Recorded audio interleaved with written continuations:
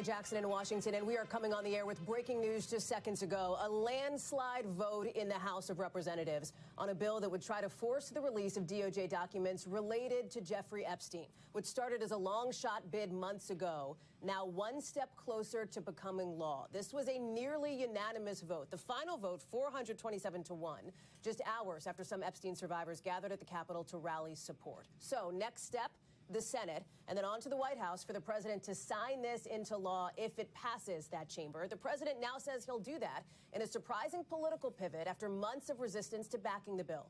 Joining us now is our chief Capitol Hill correspondent, Ryan Nobles. And Ryan, this vote just seconds ago now takes this one step closer to reality for the survivors and other advocates who have been fighting for it. The question had been just how many Republicans would get on board. The answer appears to be all but one. Okay, so they're going to release the Epstein files finally, and I know plenty of people are tired of hearing about these Epstein files. Um, at one point, they were saying these files didn't exist, but they let the show begin. It's showtime. It's time to really see what was going on, peel back the curtains on this, and to take a deep dive and look and see, who was all a part of this. And man, this is gonna have a long lasting effect on a lot of people who were involved. I know it's a lot of people who were behind the scenes that were trying to keep these files from being exposed and released, but we're finally here.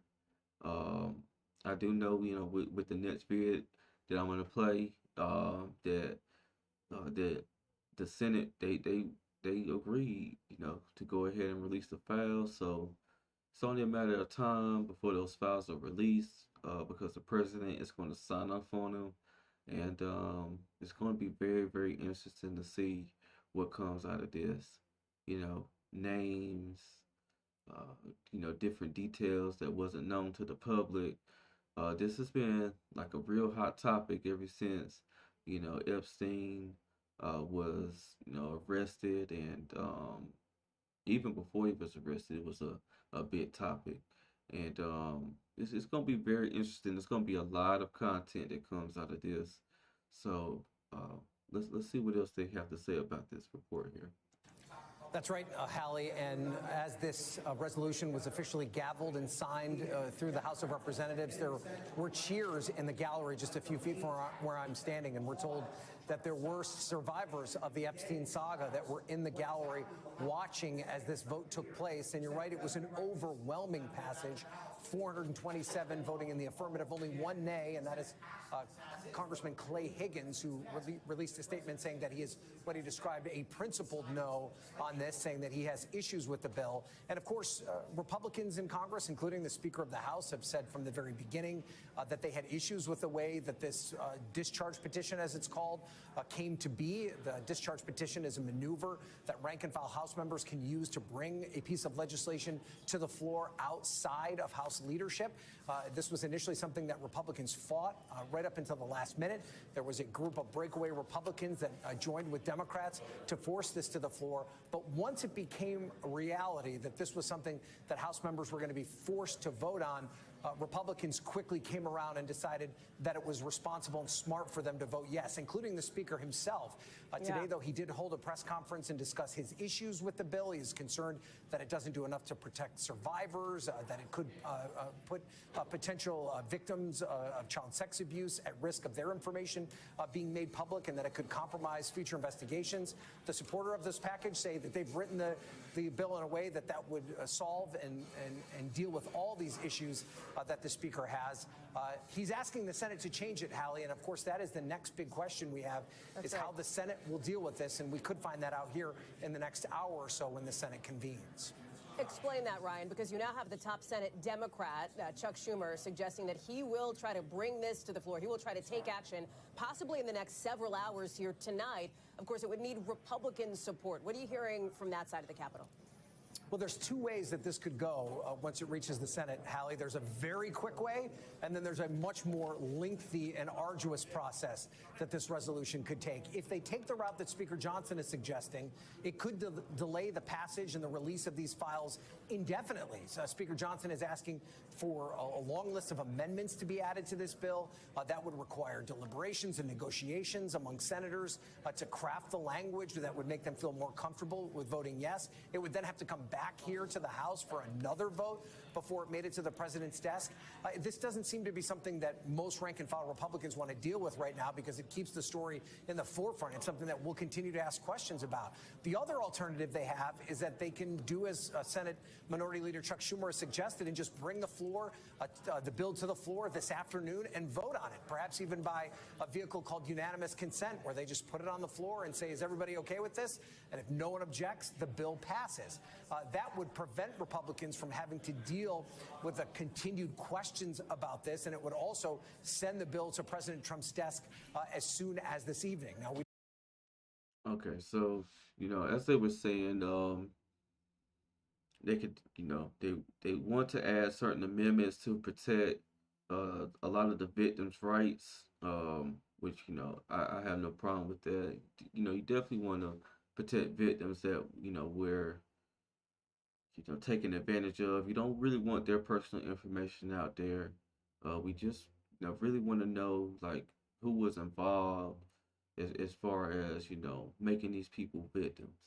So this is a victory, for people who survived this whole ordeal, and hopefully, they feel a little bit more relief that this is actually getting, moved along quickly.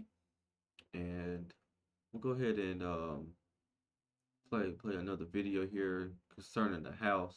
Concerning the Senate, because this is the report of the vote on within the House, and let's see what the Senate voted here. Back with some breaking news in our politics lead, a major update on that Senate vote to release the Epstein files. Let's get right to CNN's Manu Raju on Capitol Hill. Manu, we didn't even know if the Senate was going to take up the Epstein files bill. What is playing out right now? Yeah, just a couple weeks ago, it seemed like this bill was dead on arrival. Just a few days ago, it seemed like it was dead on arrival in the United States Senate. Well, it passed the House, so the Senate had to vote on it next. So this is the report on the Senate vote. But now it is on its way to the president's desk in a remarkable turnaround in an extremely fast move here. The Senate has essentially green-lighted this bill to be approved as soon as tonight and be sent to the president's desk. Now, essentially what happened was that in the aftermath of this House vote this afternoon, 427 to 1, just one member of the entire United States House voting against it. This is now on its way to the Senate. Now, there has not been a formal process. It has to be formally sent over to the United States Senate. That process was to take some time to get through the official writing of getting the bill over across the Capitol. It's an arcane process. But once it gets over to the United States Senate, that's when the bill can be read in the Senate and essentially passed. So what we just saw moments ago was Chuck Schumer, the Senate Democratic leader. He went to the floor of the United States Senate and he said, he asked for what's known in the Senate as unanimous consent. That means that all 100 senators have to agree, or one senator could object and slow things down. He asked unanimous consent that for when the Senate receives the final paperwork of the bill that just passed the United States House, that it would be approved by the United States Senate. Nobody objected to that, Jake. So what that means is that as soon as it is formally transmitted, this bill is formally transmitted from the House to the Senate will essentially have it approved. It will be approved in their chamber. There does not need to be a roll call vote, and then it will go to the president's desk for his signature, in which the president has indicated that he will sign, despite fighting this for months, despite the efforts by the Republican leaders, particularly in the House, to try to deny its vote. Ultimately, the president capitulated, said that he believed that the House Republicans should vote for it because dozens were already planning to buck him. And the Speaker of the House, who did not want this bill to come to the floor, ultimately voted yes, which has been a remarkable turnaround, pushed by a handful of members in the House of Representatives, pushing the leadership, circumventing the leadership, forcing this on the floor, ultimately getting the leadership behind this, and now through the Senate in a blink of an eye, and now onto the president's desk. And within 30 days, when this becomes law, Jake, that's when the Justice Department will have to comply to release the files, the Epstein files. And if it does not comply for whatever reason, it has to explain why. But right now, a remarkable moment as the Senate greenlights passage of this bill that has dogged the House in particular over the last several months. So, um, still quite some time before, the actual files will be released. Uh, you know, now that I'm hearing the report, it's still up in the air. So we'll stay on this for sure because this is definitely a trending topic. But I feel like they're moving this thing along because they just kind of want to get it, they want to get it out the way. Um, they want to go ahead and take the gloves off and let the information be out there, let the public go through it, let them see what was going on. Um, it's gonna be very, very, very interesting over these next 30 days what actually happens.